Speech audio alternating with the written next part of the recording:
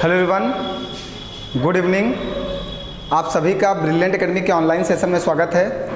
जैसा कि आपका पेट का पेपर बहुत ही करीब है, 3 से 4 दिन बाद आपका पेट का पेपर होना है, तो हमने सोचा कुछ रीजनिंग की भी क्लासेस जो क्लासेस तो हमने पहले से पढ़ा रखी हैं। जितनी भी रीजनिंग में आपका सिलेबस है रीजनिंग का यूपी पेट का, वो सारा सिलेबस मैंने पहले से पढ़ा के रखा है। हमने क्लासेस भी आपको शेयर की हैं, टेलीग्राम पे शेयर किया, प्लस नोट्स भी आज भी एक मैथ की नोट्स शेयर की गई है आप सभी लोगों को।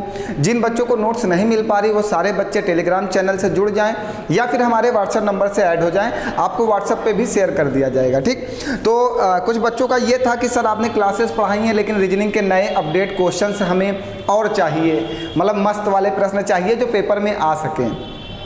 तो हमने सोचा कि पेपर आपका बिल्कुल करीब है, 3 से 4 दिन का हमारे पास भी समय है, तो क्यों ना हम 3 से 4 क्लासेस में वो क्वेश्चंस डिस्कस कर लें, वो प्रश्न आपके साथ पढ़ लिया जाए कि आपका पेपर थोड़ा सा अच्छा हो सके।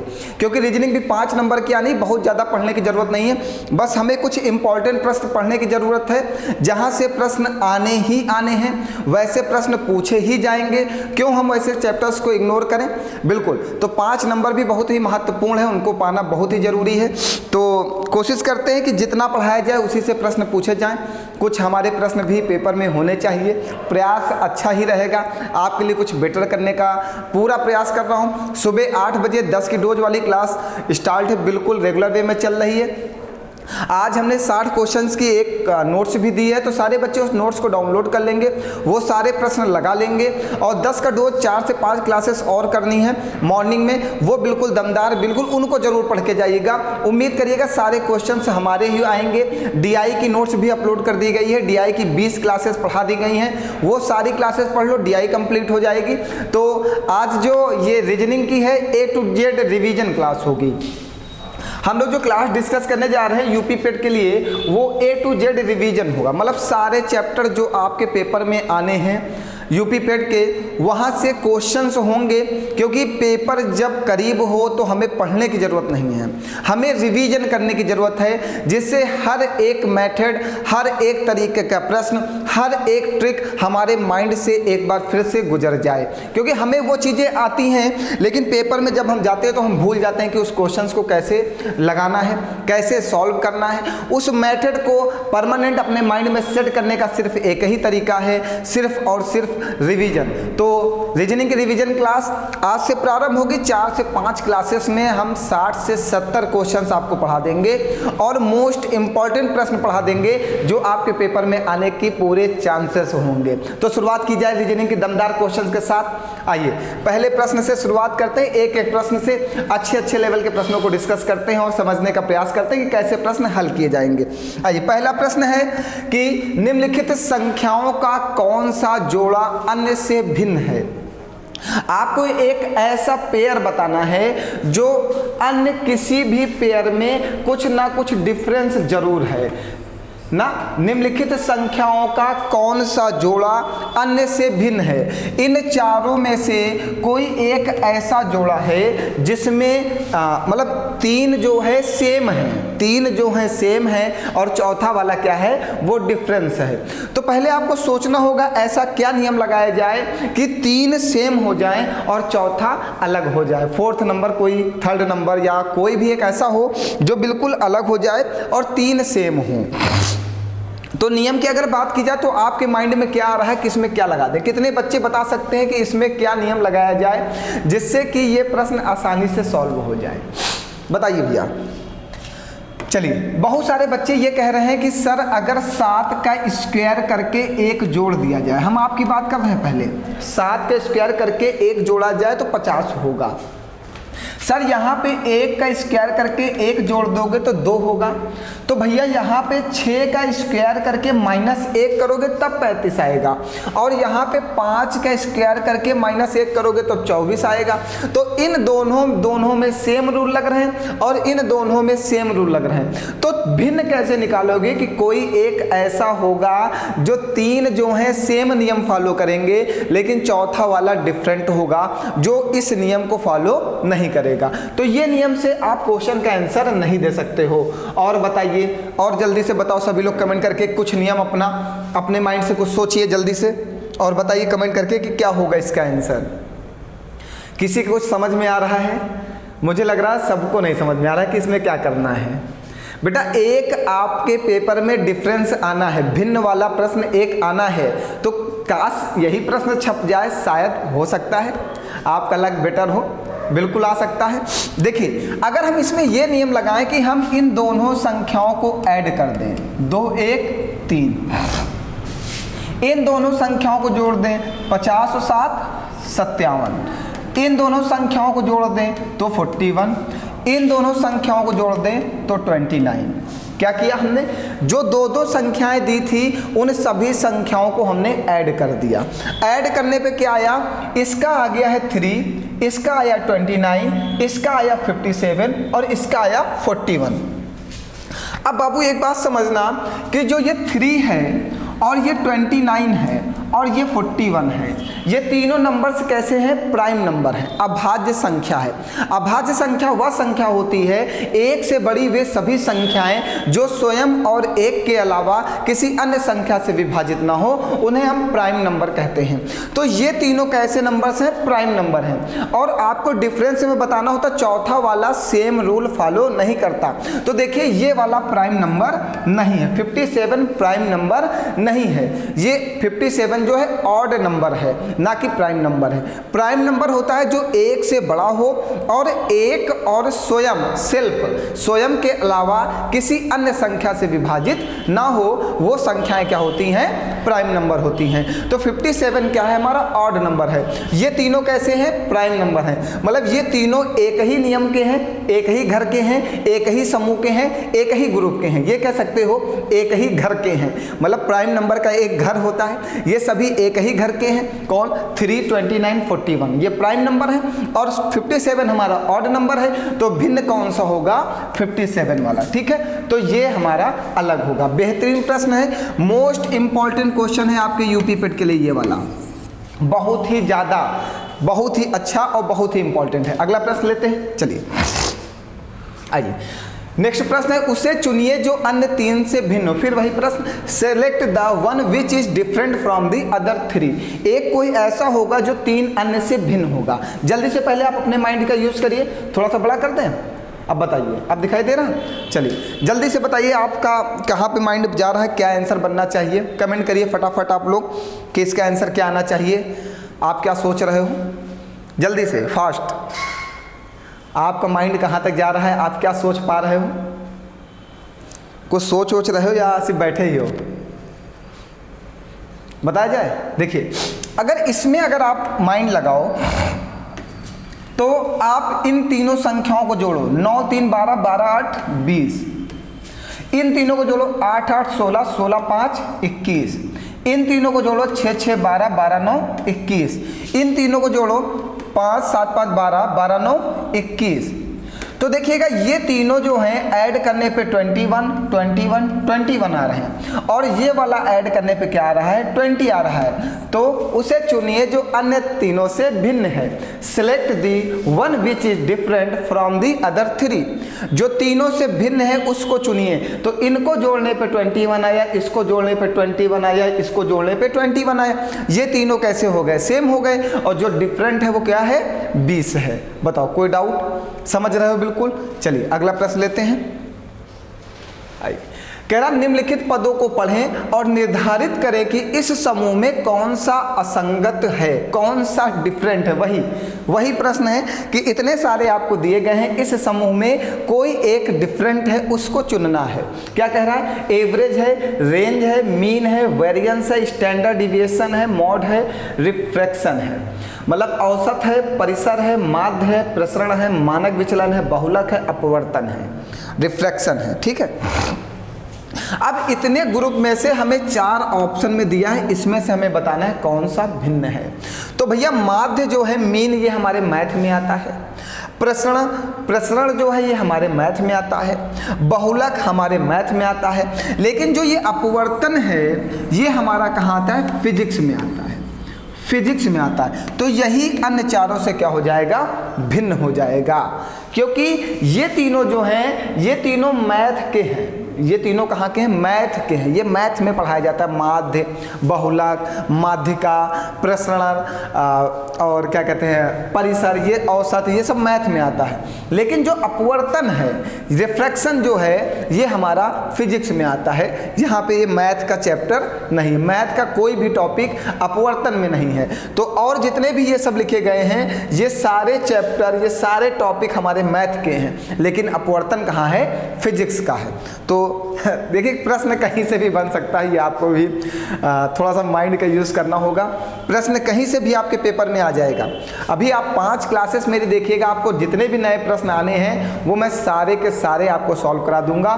कोई भी प्रश्न बाकी नहीं छोड़ूंगा जो आपके पेपर में आना हो और आपको पढ़ाया ना गया हो, वो सारे पढ़ा देंगे जो चारों पेपर में छपने हैं। ठीक है, चलो अगला कह रहा यदि आज शनिवार है, टुडे इज सैटरडे, तो 71 दिन बाद क्या होगा? ठीक है भैया, ऐसे प्रश्नों को कैसे करोगे? आज क्या है? आज है शनिवार, तो आज से 71 दिन बाद क्या होगा? तो आज से 71 दिन बाद क्या होगा? तो सबसे पहले आप 71 को 7 से भाग करोगे, तो ये 7 दहम कितना जाएगा? 70। शेष क्या बचेगा? 1। जो शेष आता है उसको दिन में जोड़ देते हैं, तो शनिवार के बाद रविवार, तो 71 दिन बाद क्या आएगा? संडे। बात समझ गए? ऐसे प्रश्नों में जितने दिन बाद पूछेगा, ऐसे प्रश्नों में जितने दिन बाद पूछेगा, सबसे पहले उसको 7 से डिवाइड करोगे, 7 से डिवाइड करके शेष निकालोगे। 7 से क्यों डिवाइड करेंगे? 7 से इसलिए डिवाइड करेंगे क्योंकि एक वीक में, एक हफ्ते में 7 दिन होते हैं। तो जब भी प्रश्न कहे कि आज से इतने दिन बाद कौन सा दिन होगा, तो सबसे पहले आप दिन को 7 से भाग दे देना, शेष ज्ञात कर लेना। जो शेष आएगा उसको दिए गए दिन में जोड़ देना, जो शेष आएगा उसको दिए गए दिन में क्या करोगे? ऐड कर दोगे। तो शनिवार में जब 1 जोड़ोगे तो क्या आ जाएगा? रविवार। ठीक है, एक प्रश्न और ऐसा ले लेते हैं जिससे आपको ये बात अच्छे से समझ में आ जाए। रुकिए बस 1 मिनट, वही प्रश्न ला रहा हूँ जिसको आपका इंतजार है ना जी। आइए, अगर आज बुधवार है तो 45 दिनों के बाद क्या होगा? आज क्या है? बुधवार है, और आज से आपको 45 दिन बाद बताना है क्या आएगा। तो सबसे पहले आप 45 को क्या करोगे? 7 से डिवाइड करोगे। 7 6 या 43, 42, रिमाइंडर कितना आ गया? 3। 7 6 या 42, 45 से 42 घटाया, रिमाइंडर निकालिए, कितना आया? 3। जो रिमाइंडर आएगा उसको इसमें ऐड कर दोगे। तो बुधवार में 3 जोड़ो, बृहस्पतिवार, शुक्रवार, शनिवार, तो क्या आ जाएगा? शनिवार। बताइए कोई डाउट है? सबसे पहले क्या करोगे? दिए गए दिन को 7 से भाग करोगे, भाग करके शेष निकालोगे। शेष निकालने के बाद जो दिन दिया गया होगा उसमें उसको ऐड कर दोगे।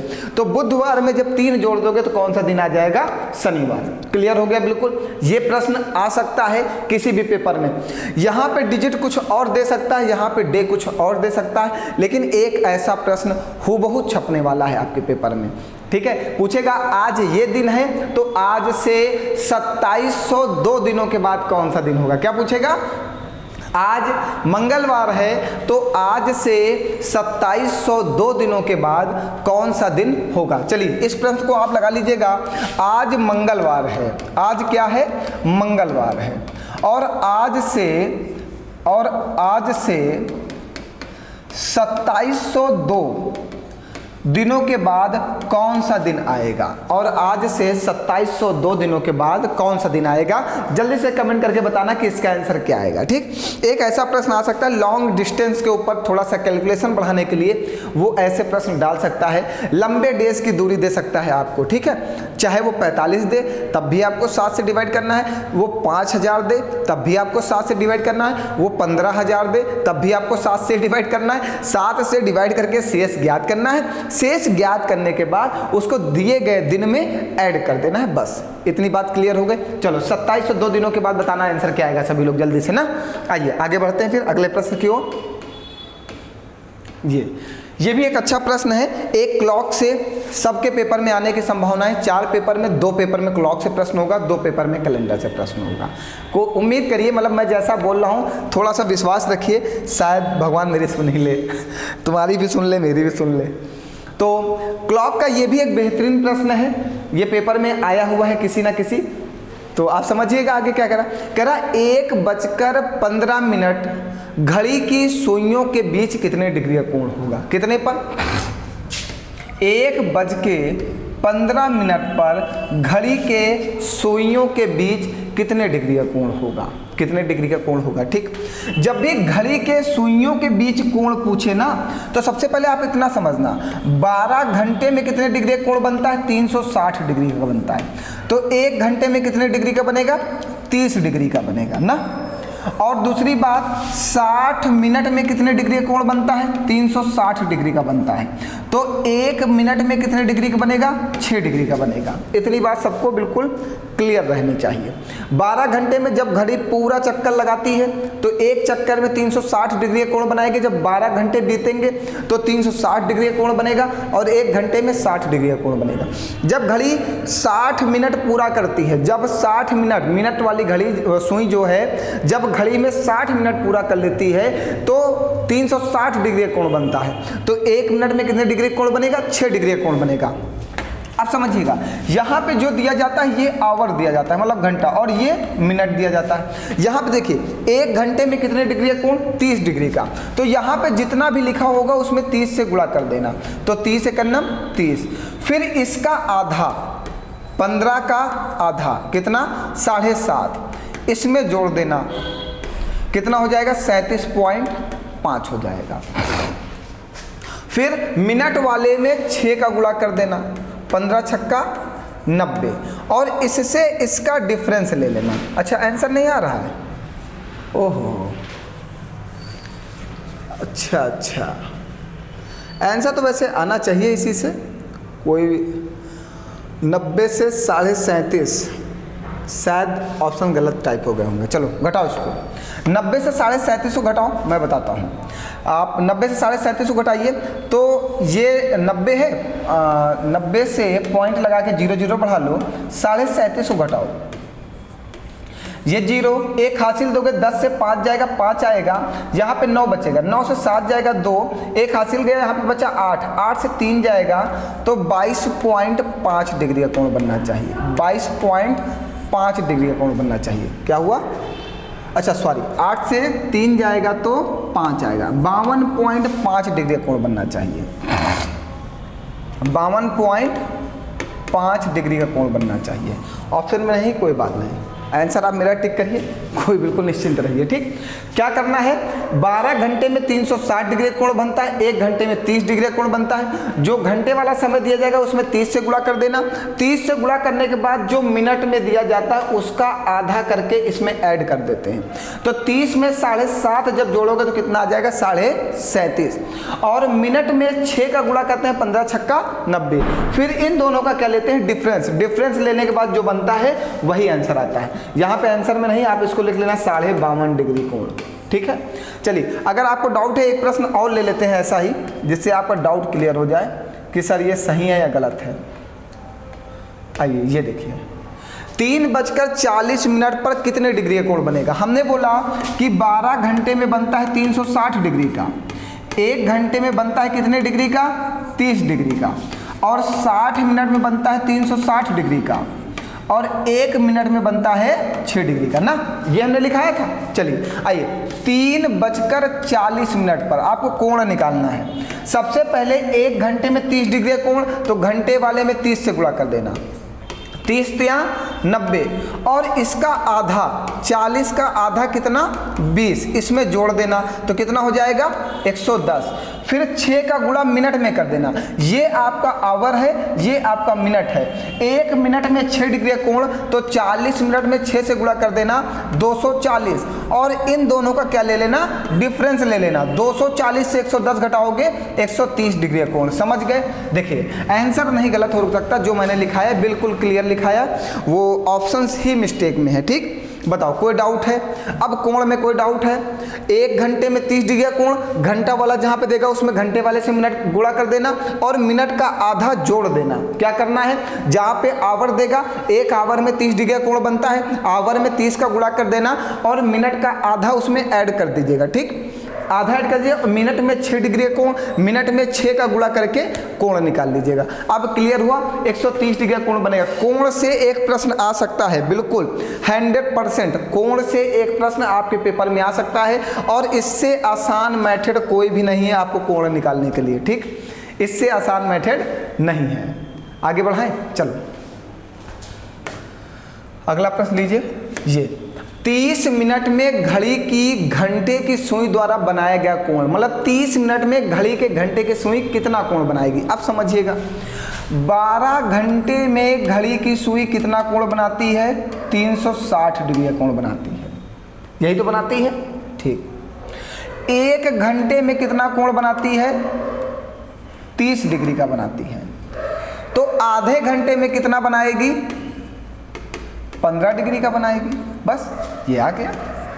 30 मिनट का मतलब क्या? आधा घंटा।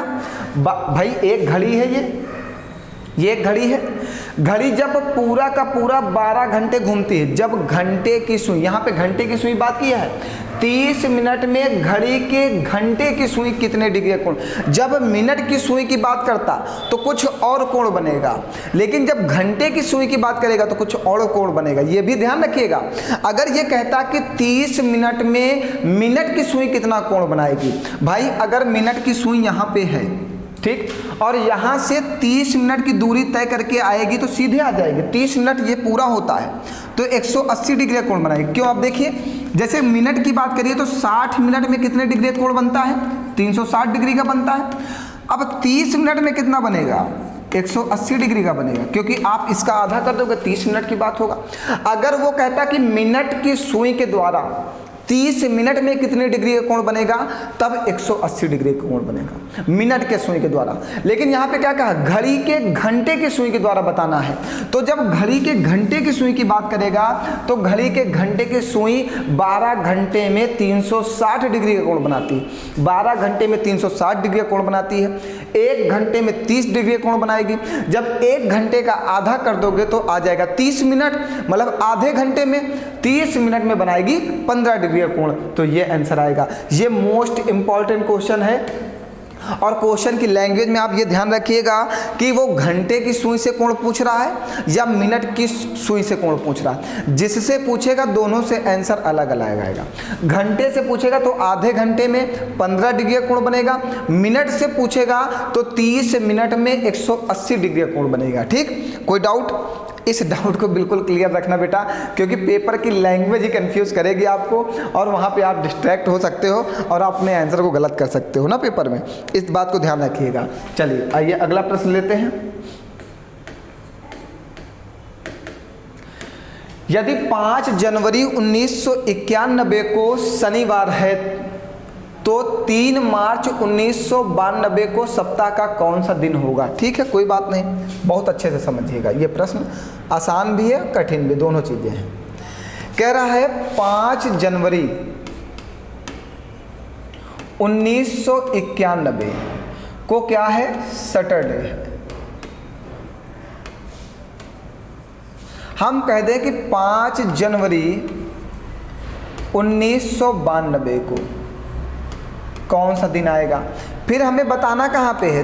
3 मार्च 1992 का आंसर बताना है। ये बात क्लियर कर लीजिएगा। देखिए, अगर कभी भी वर्ष साधारण है, साधारण वर्ष होता है, एक लीप वर्ष होता है। जो वर्ष 4 से पूरा डिवाइड हो जाए वह वर्ष लीप वर्ष कहलाता है, और जो वर्ष 4 से पूरा डिवाइड ना हो, मीन्स उसमें कुछ ना कुछ शेष बचे, तो वह साधारण वर्ष कहलाता है। जो सन 4 से पूरा डिवाइड हो जाए वो लीप वर्ष होता है, और जो सन 4 से पूरा डिवाइड ना हो वो साधारण वर्ष होता है। अब समझिएगा। ये हमने आपको अगर कन्फ्यूजन होगा तो आप कैलेंडर की पूरी क्लास देखिएगा, तभी आप पूरी चीज़ समझ पाओगे। बस मैं एक बात बताने जा रहा हूँ, इस लैंग्वेज समझिएगा। साधारण वर्ष का प्रथम दिन और अंतिम दिन समान रहता है।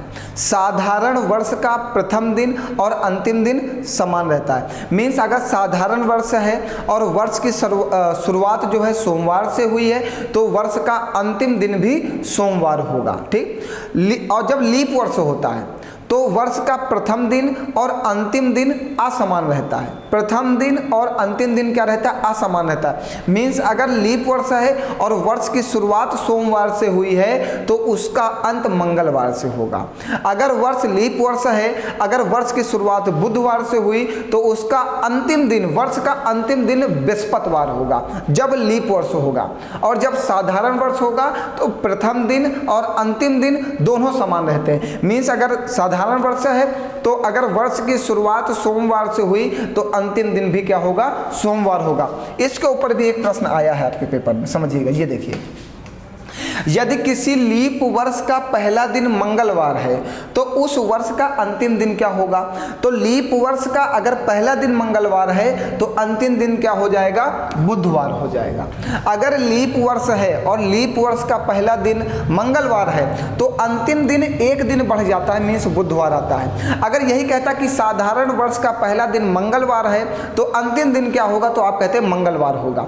साधारण वर्ष में दिन नहीं बदलता, जिस दिन से वर्ष की शुरुआत होती है उसी दिन से वर्ष का अंत होता है। लेकिन लीप वर्ष में जिस दिन से की शुरुआत होगी, जिस दिन से वर्ष की शुरुआत होगी, उसमें अंतिम दिन एक दिन बढ़ जाता है। वर्ष का अंतिम दिन एक दिन बढ़ जाता है। जैसे यहाँ पे क्या है, लीप वर्ष की शुरुआत कब से हुई? मंगलवार से, तो इसका अंतिम दिन क्या होगा? बुधवार होगा। क्लियर? चलिए अब आइए, जैसे यहाँ पे आए 5 जनवरी 1991, 5 जनवरी 1991, यहाँ पे क्या है? सैटरडे है। अब यहाँ पे जब आएंगे 5 जनवरी 1992, एक बात और समझिए, जब भी लीप वर्ष की बात करें तो लीप वर्ष हमेशा फरवरी जब बीत जाता है, आपकी फरवरी जब बीत जाती है तब लीप वर्ष लागू होता है। लीप वर्ष में एक दिन तभी बढ़ता है जब हमारी फरवरी बीत जाए। जब तक फरवरी नहीं बीतेगी तब तक लीप वर्ष तो लीप वर्ष हो जाएगा, लेकिन लीप वर्ष का नियम नहीं फॉलो करता। ये बात बहुत इंपॉर्टेंट है, इसको ध्यान रखिएगा। जब तक फरवरी लीप वर्ष की बीत ना जाए, क्योंकि 29वां दिन फरवरी में ही आता है, और जब तक फरवरी नहीं बीतेगी तब तक लीप वर्ष लागू नहीं होता है, ठीक। तो यहाँ पे जब 5 जनवरी 1991 को सैटरडे है तो 5 जनवरी 1991 को सैटरडे है, और अगर वर्ष चेंज हो जाए, 5 जनवरी 1992 आया तो सैटरडे से ये क्या हो जाएगा? संडे हो जाएगा। सैटरडे से ये क्या हो जाएगा? संडे हो जाएगा। साधारण वर्ष में जब वर्ष बदल जाता है, साधारण वर्ष में जब वर्ष बदल जाता है तो वर्ष में दिन में एक दिन बढ़ता है। साधारण वर्ष में जब वर्ष बदल जाता है तो दिन में एक दिन बढ़ जाता है, और जब लीप वर्ष हो तो दिन में 2 दिन बढ़ जाता है। साधारण वर्ष में वर्ष बदलने पर दिन में एक दिन बढ़ता है, लीप वर्ष में वर्ष बदलने पर 2 दिन बढ़ता है, ठीक। अब हमारी बात को समझिएगा। अब पूरी बात समझने के लिए आप कैलेंडर की क्लास देखिए, 2 क्लासेस पढ़ाएं, सब कुछ बिल्कुल विधिवत है, वहां पे ज़्यादा अच्छे समझ में आएगा, ठीक। मैंने एक बार सब कुछ बोल दिया, अब इस प्रश्न को समझना। हमने 5 जनवरी 1992 को निकाल लिया, क्या आया? संडे। हमें बताना है क्या है? 3 मार्च 1992। तो 5 जनवरी कितने दिन की होती है? 31 दिन की होती है। 5 दिन बीत गए हैं, बचे कितने दिन? 26 दिन। इसके बाद क्या आएगी? फरवरी। और 1992 चेक करिएगा ये लीप वर्ष है या नहीं है। तो 4 चौको 16, 3 जाएगा 39, 4 नवा 36, 3 जाएगा 4 8 32, पूरा डिवाइड हो रहा, तो ये लीप वर्ष है। और जब लीप वर्ष होगा तो फरवरी कितने दिन की होगी? 29 दिन की होगी, पूरा 29।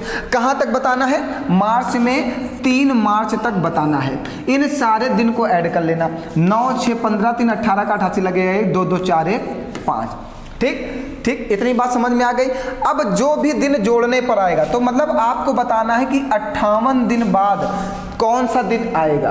58 दिन बाद, जब 58 दिन बीत जाएंगे तो 3 मार्च आ जाएगा, तो आपको बताना 3 मार्च 1992 को क्या आएगा।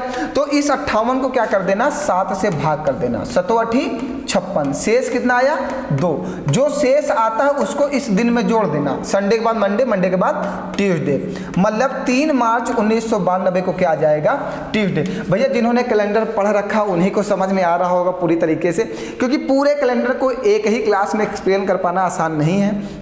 कैलेंडर भी अपने आप में एक बड़ा टॉपिक है। जितने बच्चों ने नहीं पढ़ रखा हमने कैलेंडर पूरा पढ़ाया है, A to Z पढ़ाया है। आप कैलेंडर वहाँ से पढ़ लेना, बहुत ही अच्छे से नॉर्मल तरीके से आपको समझ में आ जाएगा, उसमें बिल्कुल आप निश्चिंत रहिएगा। ठीक, तो सबसे पहले हमने क्या किया, 5 जनवरी 1992 को निकाल लिया, संडे है।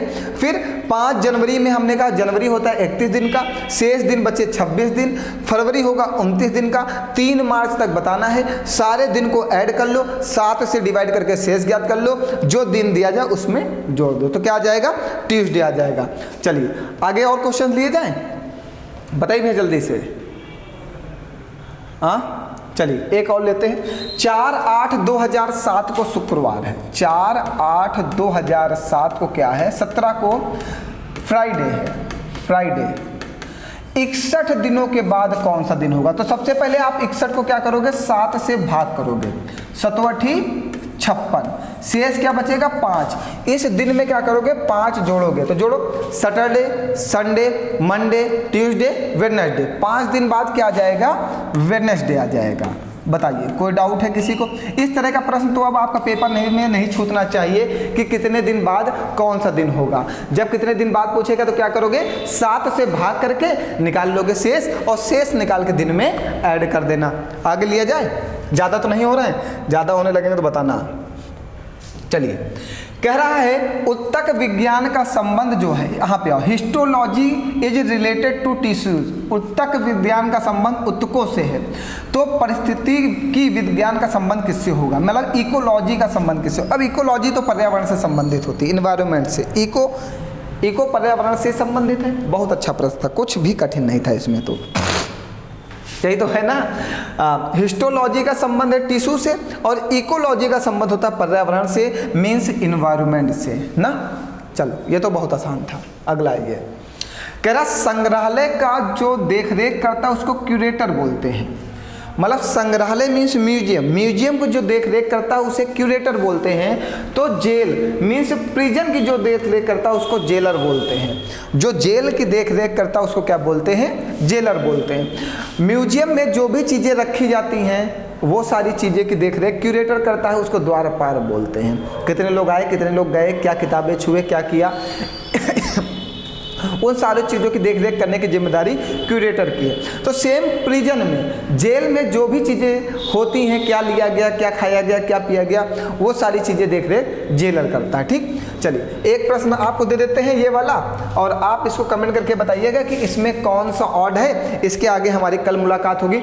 अब 5 दिन ज़बरदस्त प्रश्न पढ़ाए जाएंगे जो आपके पेपर में पूछे जाएं।